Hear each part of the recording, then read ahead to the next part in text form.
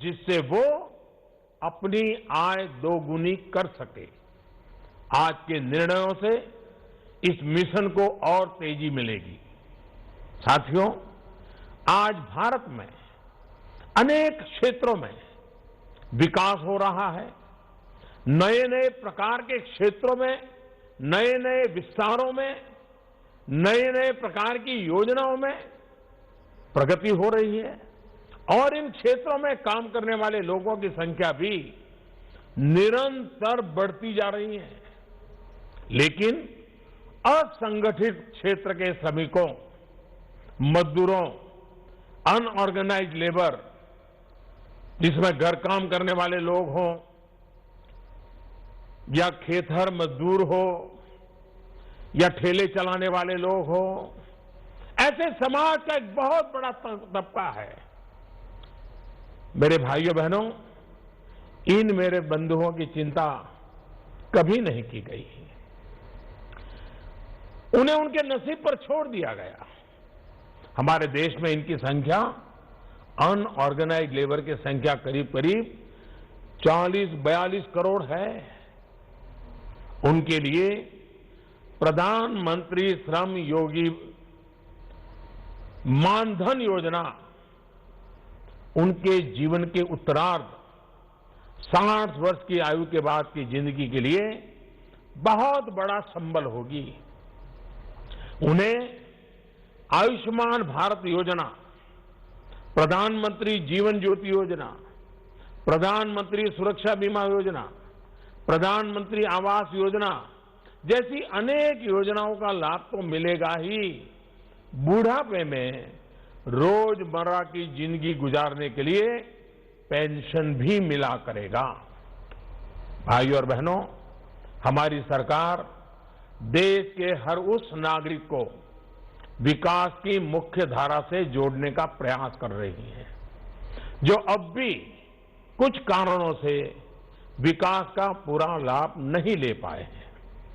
समाज की आखिरी पंक्ति में खड़े व्यक्ति तक पहुंचने के इस प्रयास में सरकार ने गुमंतु समुदायों जैसे मदारी हैं, सपेरा हैं, बंजारा है, गाड़िया लुहार है आदि के लिए एक वेलफेयर बोर्ड बनाने का भी फैसला किया है।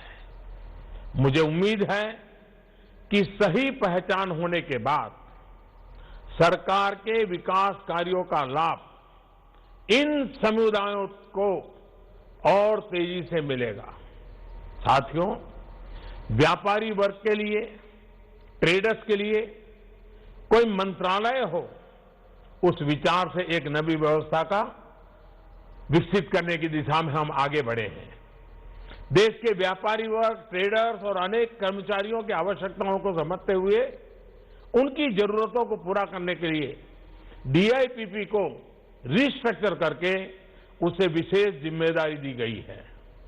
अब ये विभाग department for promotion of industries and internal trade के नाम से जाना जाएगा। मुझे प्रसन्नता है कि अगले दशक के अंत तक की आवश्यकताओं को और लक्ष्यों को ध्यान में रखते हुए भी इस बजट में योजनाओं को समाहित किया गया है। ये बजट गरीब को शक्ति देगा, किसान को मजबूती देगा, श्रमिकों को सम्मान देगा, मिडिल क्लास के सपनों को साकार करेगा, ईमानदार टैक्स पेयर का गौरवगान करेगा, ट्रेडर्स को सशक्त करेगा, इंफ्रास्ट्रक्चर निर्माण को गति देगा, अर्थव्यवस्था को नया बल देगा, देश का विश्वास मजबूत करेगा। ये बजट न्यू इंडिया के लक्ष्यों की प्राप्ति में देश के 130 करोड़ लोगों को नई ऊर्जा देगा। ये बजट सर्वव्यापी, सर्वस्पर्शी, सर्वसमावेशी है, सर्वोत्कर्ष को समर्पित है। मैं एक बार फिर हमारे मित्र अरुण जी को और पीयूष जी को और उनकी टीम को इस उत्तम बजट के लिए बहुत बहुत बधाई देता हूं। धन्यवाद। तो प्रधानमंत्री नरेंद्र मोदी को आपने सुना। ಇದು ಪ್ರಧಾನಿ ಮೋದಿಯವರ ಮಾತು. ಈ ಬಜೆಟ್ನಿಂದ ಯಾರ್ಯಾರಿಗೆ ಏನೇನು ಉಪಯೋಗ ಆಗಲಿದೆ ಅನ್ನೋದನ್ನ ಅವರು ಮತ್ತೊಮ್ಮೆ ಹೇಳಿದ್ರು. ಜೊತೆಗೆ ಈ ಒಂದು ಬಜೆಟ್ ಮಂಡಿಸಿರುವಂತಹ ಪಿಯೂಷ್ ಗೋಯಲ್ ಜೊತೆಗೆ ಅರುಣ್ ಜೇಟ್ಲಿ ಅವರ ಬಗ್ಗೆಗೂ ಕೂಡ ಮೆಚ್ಚುಗೆಯನ್ನು ವ್ಯಕ್ತಪಡಿಸಿದ್ರು. ಆದಾಯ ತೆರಿಗೆ ಮಿತಿ ಹೆಚ್ಚಳದಿಂದಾಗಿ ಲಾಭ ಆಗಲಿದೆ, ಮಧ್ಯಮ ವರ್ಗದ 3 ಕೋಟಿ ಜನರಿಗೆ ಲಾಭ ಆಗಲಿದೆ ಅಂತ ಪ್ರಧಾನಿ ಮೋದಿ ಬಜೆಟ್ ಮಂಡನೆಯ ಬಳಿಕ ಹೇಳಿಕೆಯನ್ನ ಕೊಟ್ಟಿದ್ದಾರೆ.